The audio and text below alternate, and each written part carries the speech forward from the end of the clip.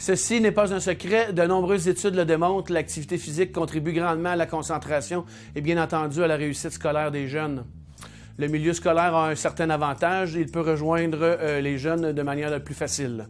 Les actions d'Énergie Famille ont permis d'apporter une valeur ajoutée au niveau de l'augmentation du temps actif dans le quotidien des élèves.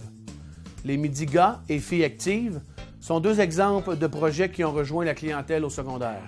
Les ressources qualifiées et la rétention des intervenants en saines habitudes de vie sont les conditions essentielles au succès des activités. Pour les élèves du primaire, les enseignants d'éducation physique ont été nos leviers.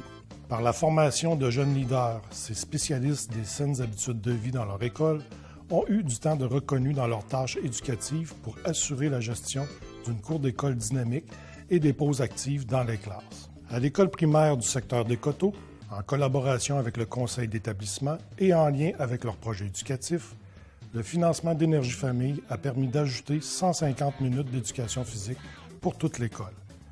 Le projet d'école 4H de l'établissement a facilité l'organisation de belles activités pour faire bouger les jeunes en plein air, et ce, peu importe la saison.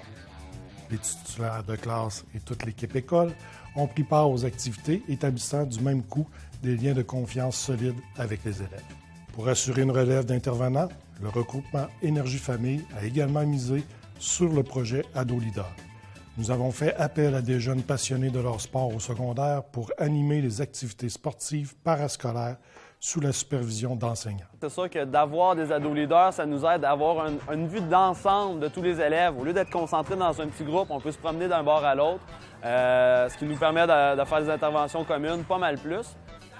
Puis, d'un autre côté, pour les coachs comme moi, les entraîneurs, ça fait de la belle relève, soit pour nos camps de basket, pour nos activités qu'on fait aussi après l'école, pour nos petites équipes secondaire 1, 6e année. Ça nous permet de voir lesquels interviennent bien, lesquels ont déjà un bon passé, un bon vécu d'entraîneur. Puis ici, ça nous permet aussi de leur montrer un peu une planification par le fait que les semaines s'enchaînent. Puis on veut aussi avoir une continuité, une suite logique à l'intérieur de tout ça. Oui, j'aime ça parce qu'ils ont appris plein de trucs au fil des années qui ont fait le basket. Puis après ça, c'est à leur tour de nous les apprendre.